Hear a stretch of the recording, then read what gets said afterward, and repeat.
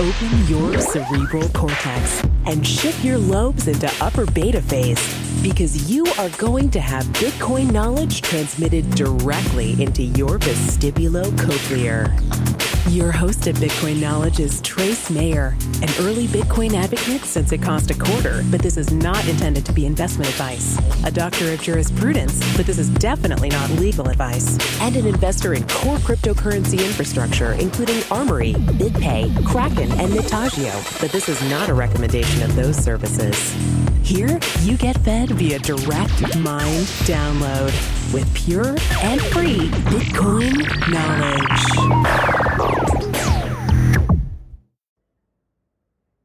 Okay, welcome back to the podcast. We have Paul Puey with us, who's founder and CEO of Airbitz, the wallet. Welcome to the podcast, Paul. Hey, thanks for having me, Trace. Okay, so first, the URL is Airbitz, AIRBITZ.co. That's correct, AIRBITZ.co. And you're a mobile wallet. Can you explain a little bit about what platform we use it on? It's iPhone, right? It's on iPhone, it's on Android, it's a core focus on mobile. We build a native app. It's not a web-based app at all. And with the functionality that we're providing on mobile, we're trying to make it where people don't feel the need to actually access their wallet from a desktop. We build a lot of the security into it, a lot of the functionality, the ease of use. But with Airbitz, we have an incredibly strong focus on the true core values of Bitcoin, which are financial autonomy, obviously a good amount of security, but then also privacy. And we do that hidden from the actual user. That way the user doesn't have to care about those things. They don't have to go through any extra steps. They simply get their autonomy and their privacy with a familiar experience. Let's go back a little bit about where Airbitz kind of came from. You run the San Diego Bitcoin meetup, right, for a few years. Yep. And so we've actually known each other for a while. And I remember we were, what's that Italian restaurant up in Oceanside? Spiritos, I think. It might be Spiritos, yeah. But I'm eating my calzone or whatever, and we have a brand new guy at the meetup.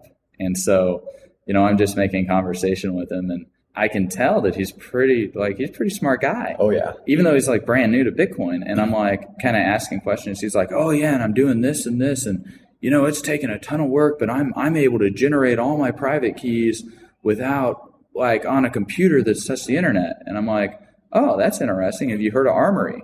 He's like, no, what's that? And I tell him about Armory. And next thing you know, he's off and running with Armory. And I see him the next time.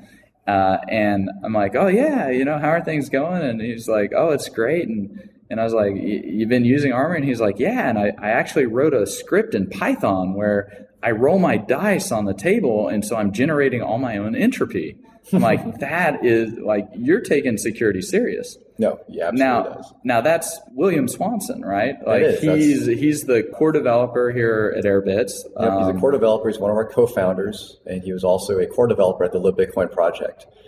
For Dark Wallet, OpenBazaar, they all leverage that exact platform. So yeah, we're super happy to have William as a co-founder and developer. And that adds an incredible layer of expertise in Bitcoin in general and cryptography and security. Yeah, and he's probably been around Bitcoin now a year or two, at least. This is really exciting, and I think he's got a master's degree in something like electrical engineering, one of the hard sciences, right? Yeah, he has an electrical engineering degree. Our CTO has a master's degree in computer science. So we're stocked with those skills, and we have guys that ironically aren't on the radar. They haven't worked for big companies like Google and Facebook and Apple. You get to know them, you realize they're incredibly sharp, passionate, and talented guys. And if anything, this experience has been great, just being able to work with this team. Yeah, rubbing shoulders with them. And I think Williams actually made some commits to the Bitcoin core code also. I'd been discussing with him a little bit about that. Now, this kind of raises one of the issues, because when you have an app that's running on the iPhone, you can't compile the code. I mean, you go get it out of the Apple App Store. So we don't actually know what the code is that's running on Airbitz. Right. What are some of the security vulnerabilities that come about because of that? So definitely the compromise that could occur would be Apple actually injecting an alternative binary. So the user isn't installing the binary that they think they are. That's something that we have to understand and accept, and realize that when you're using a mobile device and you're using a wallet such as Airbitz, which is single signature hot wallet, this is for spending. This makes your funds readily available where you control your money and you control your ability to send and receive. But it's not meant for your large asset storage. That's where you use other solutions, cold storage, Armory, shared multi-sig across several devices or people or entities. But there is still a need for people to have, as secure as possible, mobile storage. Which is nice with Apple because it really does sandbox Exactly. the apps and things like that. And I think that's important for people to understand is we got different use cases. If you're securing $100 million like the U.S. Marshals or the Winklevoss ETF or the the Bitcoin Investment Trust, et cetera, like you'd use Armory.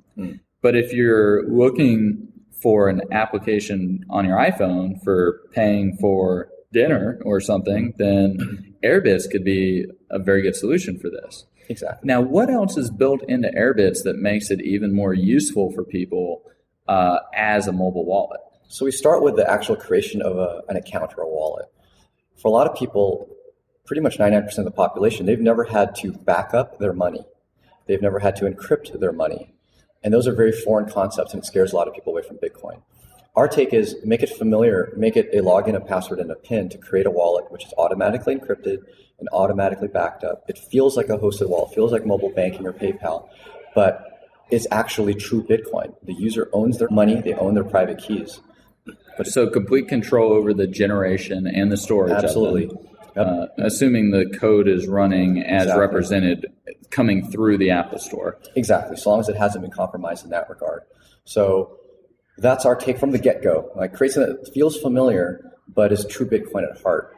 And then after that, we take it another step further, and we're trying to bring full financial functionality into the Bitcoin ecosystem, even above and beyond what a PayPal would give you.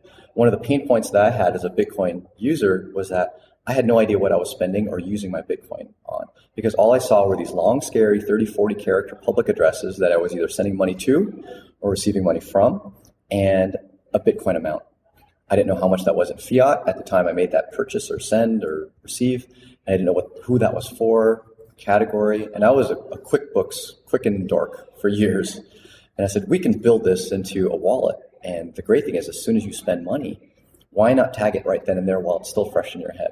So that's probably one of our core ease of use functionalities for people long term. And we're meeting a lot of people that have been using our wallet now for quite some time and are like, wow, I really super appreciate this type of functionality. Things like that. Having the record keeping, being able to be like, this certain amount of millibits was spent for entertainment expense, which was food. Which was or whatever. $10 at the time that I spent it. Exactly. And of course, a strong focus on privacy as well. Low-hanging fruit for privacy is you got to have rolling addresses. You got to change your addresses with every single transaction. Yeah, no address reuse. There's no address reuse. We make it hard for a user to reuse their address, and we do it all behind the scenes. Basically, you don't have to see your addresses. You just request, get a QR code, or you send and you scan a QR code. Some other ease-of-use stuff that we've incorporated on iPhone right now, you can actually send over Bluetooth, and you don't have to scan a QR code, especially if it's outdoors and the lighting's really bad. You can send a request over SMS or email. And here's a great thing we do. We basically built it almost like a personal payment processor into your wallet. If you send a request over email, what we do is the wallet remembers the email address that was associated or the name associated with that request and the dollar value or whatever fiat currency value was associated with that request. And when the money comes in, it might come in 2 seconds, it might come in 2 years. When it does come in, we pre-populate all of the metadata with that person's name or email address and what the fiat value and millibit value was of the request. Because everyone knows when you make a request for, say, 200 millibit, that person can pay you 10. And for me, I'd make these requests. I'd send my address out to people. I'd have no clue what this money was that came in. Right. Like, who the hell was this? What was it for? What was the dollar amount that I wanted? No clue at all. And that gets mostly eliminated with the functionality we've added. So it's almost like invoicing somebody right from your mobile phone. This is going to, I think, become more important, especially if we're using Bitcoin for business expenses. Exactly. Like Expensify.com, they've got Bitcoin reimbursement. And I've got a friend who's started this company called CoinReporting.com. And they build all the tax implication and accounting and software and all of this in there. And so, Airbitz could very easily be integrated with that and become a solution. so that we're doing all of our tax accounting properly. All of the transaction data that's in Airbitz is 100% private. It's encrypted by the user's login and password. We have no capability of seeing that information. But the great thing is the user can actually export it to a CSV and give it to their accountant or anyone else. Or import it to coin reporting or whatever. Exactly, import it to coin reporting, to QuickBooks Quick and whatnot. Might need some munging and whatnot, but otherwise it's at least in a format that you can handle a CSV file. Yeah, I love coin reporting because it's got integration with like 22 exchanges. And like just, Airbitz could get integrated in there. It integrates with a lot of wallets. And like, I think that's important because you brought up this point about how people are doing Bitcoin with Bitcoin when they're using Airbitz, as opposed to like blockchain.info, where we're dealing with a centralized service there. Can you go a little bit more in depth about why this is important for individuals to really be doing Bitcoin with Bitcoin, like Airbitz is? Well, first I'll give blockchain.info some credit. And with blockchain.info, most of their usage cases, you actually are dealing with Bitcoin for Bitcoin, right? They're a partly decentralized service. Like you own your own private keys, they are yours, and they're encrypted on your browser or on your device. Where Airbitz takes an extra step of decentralization is that in order to send and receive funds, you're not reliant on Airbitz as a company. You can actually log into your phone. As long as you've logged into it before and the data is on your phone, you can log in without any Airbitz servers existing. You can even go into airplane mode, punch in your login and password, and it decrypts your information. Boom, there goes your wallet and all of your transactions. And then to send money, you do obviously need internet connection, but to send it out, you don't need Airbitz servers as well. We directly access and push to several APIs and access the Bitcoin network so that you don't need Airbitz to exist to send out your money. Many other wallets say, well, you should have a backup in case anything happens to us. Blockchain will email you a backup of your wallet, which a lot of people have gotten hacked because the encryption isn't very strong on web-based wallets because the web runs in a language called JavaScript, which is inherently slow compared to native compiled code, which is what we run. And so the encryption strength has to be toned down, otherwise it would take really long to decrypt a wallet. We can really crank up that encryption strength because we're running much faster code. So in the essence of decentralization, which is what you brought up, we go through every effort to be as decentralized as possible. Now, there's some aspects of our wallet that still rely on a central server, but not for much functionality, literally to create an account. And that's it. After that, you can access the network directly. So that's the main difference, but also we fold in significantly better ease of use than a lot of the other wallets in that people are familiar with a login and a password. They're not familiar with writing down a bunch of numbers and printing out PDFs. And they can access their account from multiple devices, just like mobile banking. It doesn't have to feel any different. It's not, oh, well, you want to pair your phone? Go scan this QR code. First log into our webpage and scan this QR code to pair your other device. No, that's a very foreign usage case. No, it's just a login and password. And everything that we build from here going forward, we spend hours and hours to make sure that the technology is usable before we roll it out. We have a 2FA that we're going to roll out in a few weeks, and it's going to be the most grandma-friendly 2FA in existence. It's going to be you push a button. Nice. And that's it. There's absolutely nothing left to do other than push a button, get a pop-up that lets you know what's happening, and hit OK. And we've never seen this, and we've talked about it for hours, because when we roll out a tech, we're going to make sure that everybody can use it. And that's at the core heart of Airbitz. And I don't think any company has this kind of a focus on usability while still preserving true core values of Bitcoin. True core Bitcoin. Exactly. Well, I mean, to kind of bring that up, because I've interviewed Nick Carey, CEO of Blockchain, and also Aaron Voisin, CEO of Bread Wallet. And I really like Bread Wallet, and I'd say if we're looking at a competitor to Airbitz, like Bread Wallet's probably right there. But Bread Wallet, it's super simple, super easy to use, and I've noticed it is faster than Airbitz, but it lacks a lot of these other features. It lacks like being able to tag what you were sending for. I think it lacks, I'm not sure exactly how it handles the I think it is an SPV wallet. I'm not sure exactly how it handles like dealing with other servers or things of that nature.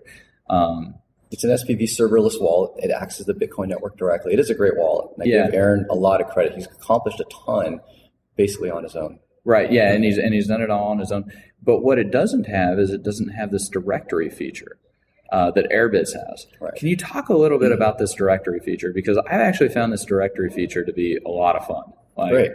I found it to be pretty darn cool. So maybe you can talk a little bit about it. Well, the directory once again came from a pain point of ours in that we wanted to use Bitcoin as a real currency. And I think that's where it will really take off long term, is using Bitcoin, or at least Bitcoin technology, as a real currency.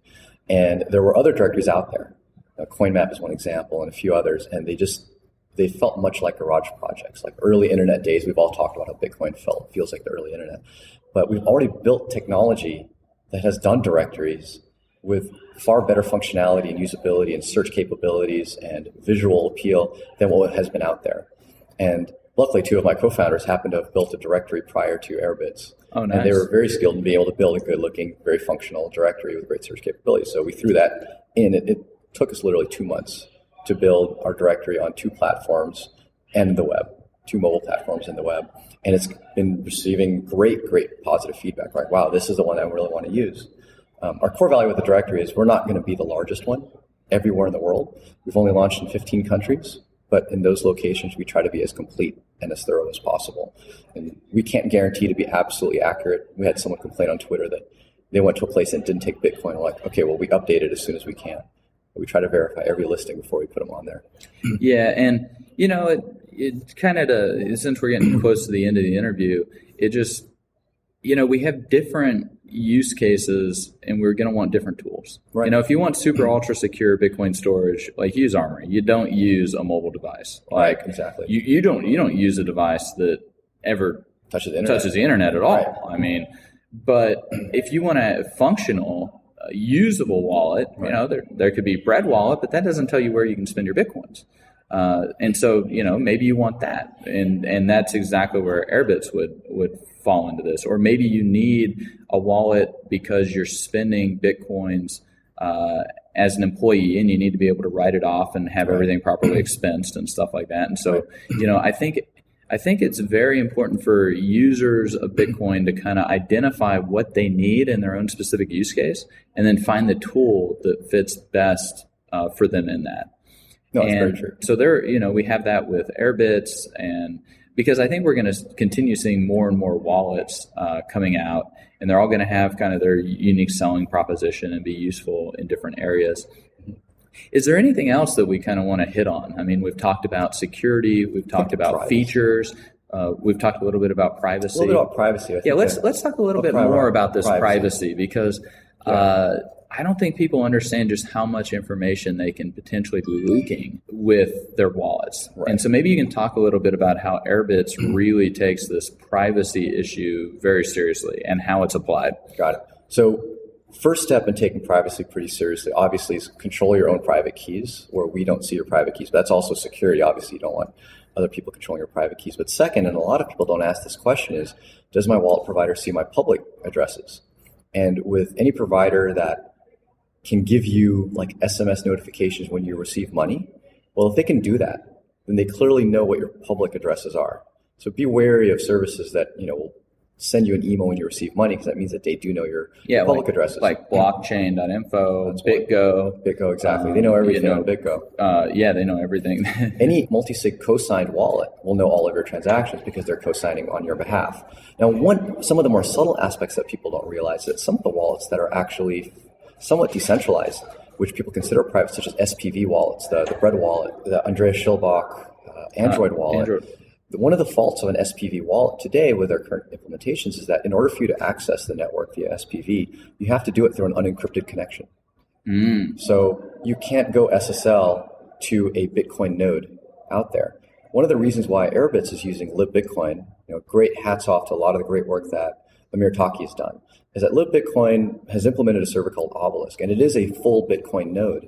However, a light client like Airbitz can actually access it through a secure connection. So if you compromise that server, yes, then you see everything that's going on. However, you can't man in the middle of that connection and just suddenly snoop and see all the traffic that goes through there.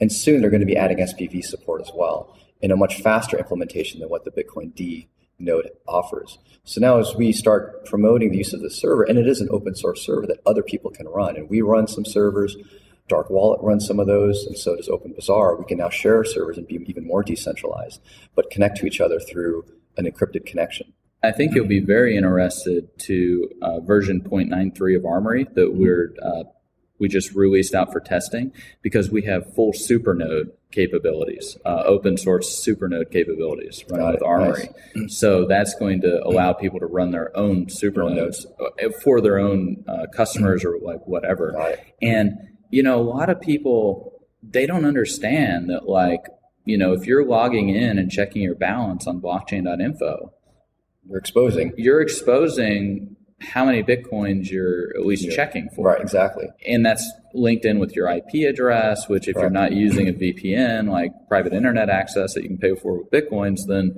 I mean, you're just leaking all this information, and then they know who to kidnap. So there's actually some solutions for that. They can figure, like if you're working in a company setting and you have segregation of duties, they can figure out what the security profile is and where to compromise it or how to compromise it. I mean, we have to really take this serious, which like Armory, you know, we're running a full node or full super node that'll be coming out. And so we're never leaking any information to anybody else about the public keys, the balances we're checking on. But when it comes to a mobile app, like, is Airbitz the first mobile app implementation where we have this type of privacy feature attached with it? I can't say it's the absolute first, but I don't know of any others at this point. And some of this, you had mentioned a really great thing about whenever we query an address, we're leaking information. And every time you have a supernode, that is a concern. I don't know the implementation on Armory, whether or not you're sending a single address and saying, hey, I care about this address to that supernode. But you can run your own supernode. We're releasing software so anybody can run their own supernodes. But one more important thing that people running their own supernode is actually what is the communication to that supernode. And so LibBitcoin is in development for what are called prefix queries, meaning that instead of sending out an address to a supernode saying, hey, I care about this address, you send out a prefix of an address. So basically you can balance bandwidth for privacy and say, I want all of the information on an address that starts with these first 6 digits. And now you're shadowed by more information, and you now have plausible deniability as to which address you truly care about. So, and as long as you're not doing just the first bits, I mean, you could be, you're talking about, you know, getting back 100 different balances. Exactly. And then they don't know which balance you intentioned to query. That's a really important feature, and realize that even wallets that are, you know, SPV don't necessarily implement. With SPV, the Bitcoin D nodes use what are called Bloom filters, but not all wallets implement Bloom filters in that way, because you can implement it such that, well, you still are just querying one address. Right? So that's coming down the pipe pretty quickly for LibBitcoin. And we hopped on that project and we supported it. It delayed us many months. It was a very early project, but we hopped on it because we know that the people developing on that platform care this much about privacy and autonomy. And we're fully in line with what they're trying to build. So we can contribute to it as well. And we get that type of functionality as they start to build it, and they get what we build as well. So. Well, and it's always been kind of one of my personal philosophy is, you know, an ounce of prevention is worth a pound of cure. If you can prevent something from ever showing up in the database in the first place, like, why not do that? I mean, it's really kind of crazy when you think about it. JP Morgan recently hacked 76 million customer profiles. Home Depot, 55 million. Sony, hundreds of millions. I mean, identity theft is only going to continue getting worse. And like, why have any of this information appear in the database in the first place for a hacker to be able to steal? And so this is great. You know, Airbitz just takes this preemptive strike against leaking personal information. Yep, we absolutely do. Not only do we prevent leaking personal information, we don't even allow you to give it to us in the first place. Yeah, and I mean, these are the types of best practices that I think we need to see, not just in Bitcoin land, but in any type of digital transactions that we're engaged in. You know, checking emails or like our credit cards or bank statements or all of these things. Like, you know, why have the information appear there to begin with? I mean, it's really kind of crazy when you think of all the information that we give to make a payment online right now. I mean, name, address, everything an identity thief needs to steal our identity, like, is required for us to make a $5 payment online. It's absolutely absurd. And people just don't really value the privacy until they're cleaning up the mess. I mean, it takes hundreds of hours and thousands of dollars to clean up identity when you're a victim of identity theft. I mean, huge. It's just huge. Like, why make yourself that potential victim anyways? Which kind of goes to the security model that you've got behind Airbitz is, why would a hacker target Airbitz when it's decentralized, when people are probably keeping $100 or less in the wallet? Like, it's low probability that any particular device will get hacked. And even if the device does get hacked, it's a high probability that there will be a low amount of money for the thief to recover. So why would the thieves even be targeting it in the first place? I mean, that's the whole point of security. You can never make anything 100% secure. You just want to make it more expensive to hack than the value that they're targeting, or make it where they don't even know what the value is that they're targeting in the first place. And that's actually one of the data models we implement on our server. So obviously our server only holds encrypted data, but it's encrypted by the user's login and password, which can, if it's not very good, be brute forced. However, we make sure that the public addresses aren't visible and are not associated with a user's account. So that way, even if I sent you $1 million worth of Bitcoin and I saw that you're using Airbitz and I saw your public address, I go ahead and hack Airbitz servers, but I don't know where that money is. Yeah, right? So it's a great zero knowledge policy that Airbitz has. Like, if you're served with a subpoena, okay, there you go. Take everything. Take it all. Good luck. Have fun. Why do you think it is that? I mean, are these other wallets out there? I mean, hate to bash on blockchain.info because I really like the guys and it's been a great pillar in the Bitcoin community. But I mean, there's lots of address reuse. There's no decentralization on a lot of the looking up addresses and things like what we're talking about here. I mean, they really leak a ton of information. Right. Are they just cutting corners? Is it just not the way that we think about building stuff? Because we now have got this decentralized consensus, programmable trust with Bitcoin. Like, do we just not think of building things that way because of like the traditions? What is it? I think you've hit on it. It's the traditions. We've been taught for 10, 20 years about building client server technology, and that's what we know. And having to rewind and retrain ourselves into a decentralized and private environment is a challenge. And we've spent hours on end talking amongst the co-founders here at Airbitz whenever we implement something in what are we leaking and what are we compromising in the true core values of Bitcoin. And I give blockchain.info an incredible amount of credit because they were for years the most usable wallet, and most is just exactly that word, right? It's most compared to everything else. Yeah, but there just wasn't a lot. There wasn't a lot of choice back then, but we needed something like blockchain.info. Now, one of the challenges when you're an early adopter and you're an early implementer is that you're left with a lot of legacy code that you now have to refactor and change in order to implement some of the newer tech. And that's why, technology does change and companies come and they go, because dealing with your legacy tech is a challenge, and sometimes it's easier to start from scratch. And luckily with Airbitz, we've been able to see the different tech that's existed. We see the blockchain.info, we see the myceliums, we see the hosted wallets, and go, how can we bring the best of all of those together into one wallet? And that's where we've picked and choose some tech. And we said, okay, well, we can decentralize the encrypted storage on like blockchain.info so that you don't need a single server. We can access the network directly and not have to go through a server that's just our own, the way a mycelium would. Because some of that tech is now available to us. And you literally had to build it.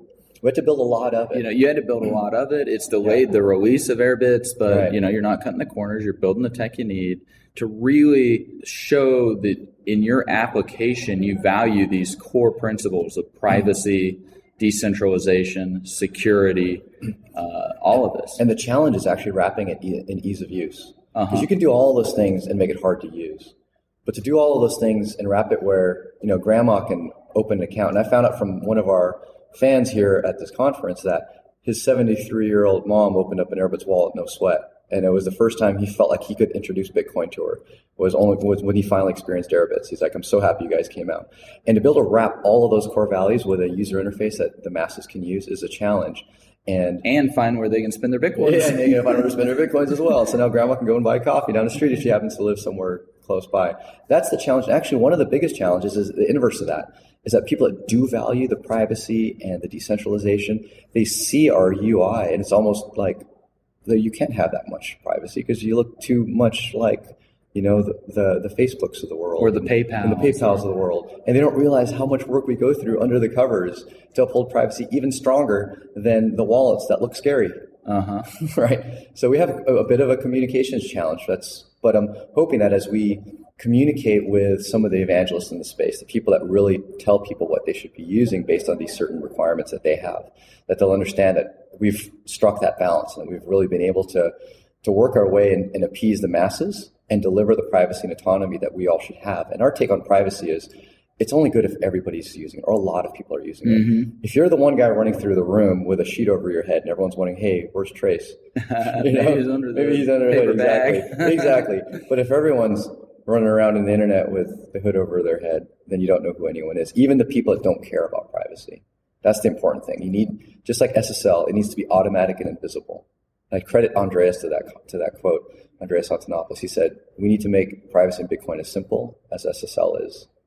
And it greatly increases the security for everybody. Exactly. We're going to have less Bitcoins just getting compromised and hacked. Right. And less identity theft. Yep. Privacy, all of security. These big problems that people struggle with, we just don't have the information appear there in the first place. Exactly. And it preempts so many of these problems. Exactly.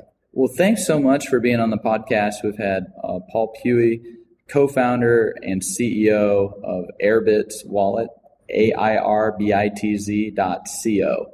Thanks for being on the podcast, Paul. Hey, it was a pleasure, Trace. Look forward to talking again later. Be sure to get a copy of the free Bitcoin Guide at freebitcoinguide.com.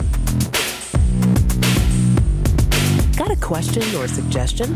Record your voice at bitcoin.kn. Don't be shy. To help the show, share bitcoin.kn with friends, post about it on Reddit, and otherwise spam the interwebs. Your iTunes comments and 5-star reviews are very important to us. Please continue tuning in to the Bitcoin Knowledge Podcast, where we release interviews with the top people in the Bitcoin world. Now take some choline and let that Bitcoin knowledge consolidate.